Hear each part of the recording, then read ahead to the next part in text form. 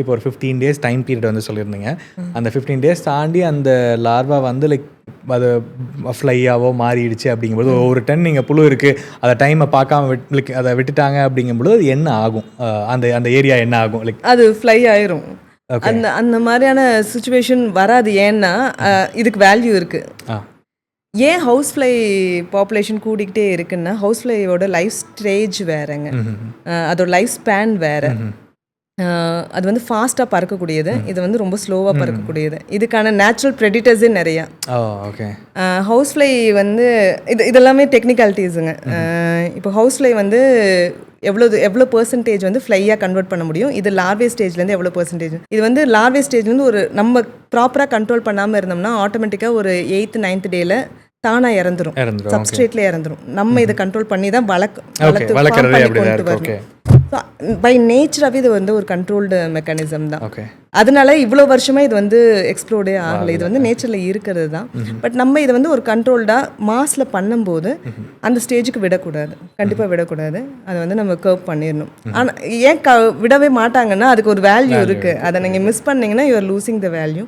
So அது யாரும் obviously வந்து ஒரு சைக்கிள் ஃபர்ஸ்ட் பேட்ச் வந்து ஒருத்தங்க ஸ்க்ராட்ச்லேருந்து எடுக்கணும்னு நினைக்கிறாங்கன்னா ஃப்ளைலேருந்து தானே எடுக்க முடியும் இல்லையா? லைக் அதை எக்கில் பண்ணலாம், 5 day old அந்த பேபி லார்வேல பண்ணலாம். பியூபே ஸ்டேஜ்லேருந்து கூட நான் எடுத்துட்டு நான் ஃப்ளை கன்வெர்ட் பண்ணி ப்ரீடிங் பண்ணுறேன் அப்படின்னா பியூபே ஸ்டேஜ்லேருந்து ஆரம்பிக்கலாம். ஃபைனலி இது ஒரு வேஸ்ட் மேனேஜ்மெண்ட் இண்டஸ்ட்ரியாக இருக்கட்டும் அல்லது லைக் ஒரு பயோ ஃபெர்டிலைசர் இண்டஸ்ட்ரியாக பார்க்கலாம், அல்லது வந்து ஒரு மண்புழு கிடையாது, சாரி பிஎஸ்எஃப் அந்த புழு உற்பத்தி அது ஒரு தனி இண்டஸ்ட்ரியாக பார்த்தாலுமே இது இண்டஸ்ட்ரி டேர்ம்ஸில் பிஸ்னஸ் டேர்ம்ஸில் எல்லாமே நம்ம பாலிஷ்டாவோ லைக் நம்ம இதை ஃபேன்சியாவோ நம்ம சொன்னாலுமே சொசைட்டி இது எப்படி பார்க்குறாங்க? சொசைட்டி இது நம்ம எப்படி இந்த இண்டஸ்ட்ரி மேலே அல்லது வந்து இந்த வேஸ்ட் மேனேஜ்மெண்ட் மேலே அவங்க பார்க்கக்கூடிய பார்வையாகட்டும் அது எப்படி இன்னும் மாறணும் அப்படின்னு நீங்கள் நினைக்கிறீங்க? ஆக்சுவலாக நம்மளுக்கு சப்போர்ட் வேணுங்கிறது வந்து சொசைட்டிகிட்ட இருந்து தாங்க சார். அது நீங்கள் இந்த இண்டஸ்ட்ரிக்குள்ளே வரப்போகிற ஒரு ஆண்டர்ப்ரனராக இருக்கட்டும், இல்லை day to day activities face பண்ணுறதா இருக்கட்டும், இது எதுக்காக பண்ணுறாங்க?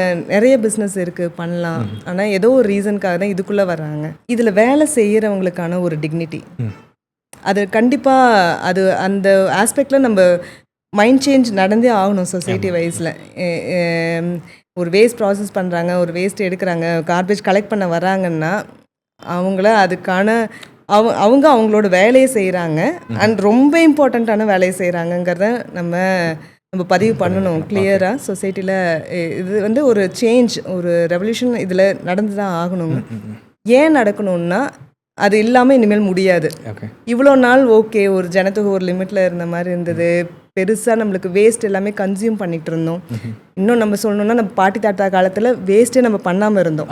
இந்த அளவுக்கு ஃபுட் வேஸ்ட்லாம் எங்கே இருந்தது? அப்போ அது மாதிரிலாம் எதுவுமே இல்லை, எல்லாமே ஒரு பண்ண கழிவுகள் உடனே அந்தந்த வருஷம் அப்படியே யூஸ் பண்ணிடுவாங்க, லேண்டில் யூஸ் பண்ணி போட்டு. அப்போல்லாம் ரொம்ப க்ளீனாக இருந்ததுக்கு காரணம் வந்து வேஸ்டேஜே அப்போ பெருசாக இல்லாமல் இருந்து வேஸ்ட் பண்ணுறது வந்து ஒரு குத்தமாக நினச்சோம். அப்படியான சொசைட்டி தான் நம்மளது. ஒரு ஃபுட்டு, அதுவும் சாப்பாடை வேஸ்ட் பண்ணுறது வந்து ஒரு சென்டிமெண்டல் எமோஷனல் ஆஸ்பெக்டாக தான் இருந்தது. ஆனால் இன்னைக்கு அப்படி இல்லை. அதுக்கான ஈக்குவலன் சேஞ்ச் வந்து அதை ஹேண்டில் பண்ணுற மக்களுக்கும் பிஸ்னஸ் பீப்புளுக்கும் வேணும். அந்த சப்போர்ட் இல்லைன்னா ஏன் இதை பண்ணுறோங்கிற கேள்வி நம்மளுக்குள்ளே வர ஆரம்பிச்சதுன்னா இதை ப்ராப்பராக பண்ணுறதுக்கான வாய்ப்புகள் குறையும். அந்த மாற்றம் வந்து சொசைட்டிலேருந்து கண்டிப்பாக வேணும். அது மேலோட்டமாக ஹையர் லெவலில் பேசும்போது நல்ல ஆஸ்பெக்ட் அப்படின்னு சொல்கிறது ஓகே. ஆனால் ப்ராக்டிக்கலாக கிரவுண்ட் லெவலில் பண்ணும்போது அதே சப்போர்ட் இருந்ததுன்னா இன்னும் நல்லா பண்ணலாம், இன்னும் கொஞ்சம் வேகமாக பண்ணலாம், இன்னும் நிறைய பண்ணலாம், இன்னும் நிறைய பேர் பண்ணுவாங்க. அதுக்கு பயந்துக்கிட்டே உள்ளே வராமல் இருக்கிற சுச்சுவேஷன்ஸும் இருக்குது. பண்ண ஆரம்பிச்சுட்டு அதுக்கு பயந்துட்டு வெளியே போன சுச்சுவேஷன்ஸும் இருக்குது. ஸோ இது வந்து நம்ம அட்ரஸ் பண்ண வேண்டிய ஒரு விஷயம், ஆனால் கலெக்டிவாக தான் பண்ண முடியும்.